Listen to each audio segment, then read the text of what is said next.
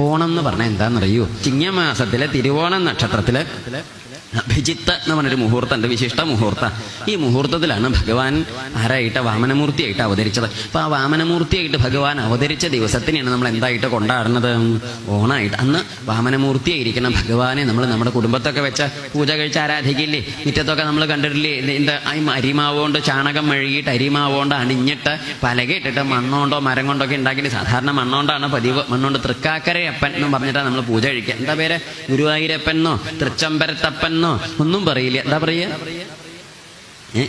തൃക്കാക്കരയപ്പൻ. ആരേ തൃക്കാക്കരയപ്പൻ? ഈ തൃക്കാക്കരയപ്പൻ എന്ന് പറഞ്ഞാലേ തൃക്കാക്കര വാമനമൂർത്തി ക്ഷേത്രത്തിലെ വാമനമൂർത്തിയായിട്ടിരിക്കുന്ന ഭഗവാനെ നമ്മുടെ കുടുംബത്തേക്ക് കൊണ്ടുവന്ന് ആരാധിക്കുന്ന ദിവസമാണ്. കേരളത്തിൽ ഈ വാമനാവതാര ക്ഷേത്രങ്ങൾ വളരെ കുറവാണ്. ഉള്ളതിലേക്ക് പ്രധാനപ്പെട്ട ഒരു ക്ഷേത്രമാണ് ഈ തൃക്കാക്കര ഈ വാമനമൂർത്തി ക്ഷേത്രം. ആ വാമനമൂർത്തി ക്ഷേത്രത്തിലെ വാമനാവതാരമൂർത്തിയായിരിക്കുന്ന ഭഗവാനെ നമ്മുടെ എല്ലാവരുടെയും കുടുംബത്തിൽ നമ്മളൊന്ന് പൂജിച്ച് ആരാധിക്കും. ആ ആരാധിക്കുന്ന ദിവസമാണ് ഈ തിരുവോണം എന്ന് പറയുന്നത്. അങ്ങനെ ആരാധിക്കുന്നതിൻ്റെ കൂടെ നമ്മൾ ആരെയും കൂടി സ്മരിക്കും?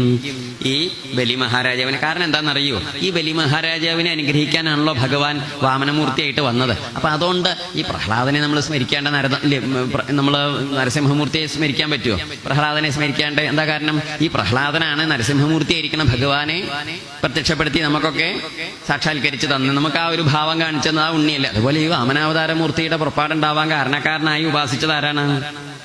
ബലി മഹാരാജാവാണ്. അതുകൊണ്ട് അദ്ദേഹത്തെ സ്മരിക്കും. ഇതാണ് ഓണത്തിന്റെ പ്രത്യേകത.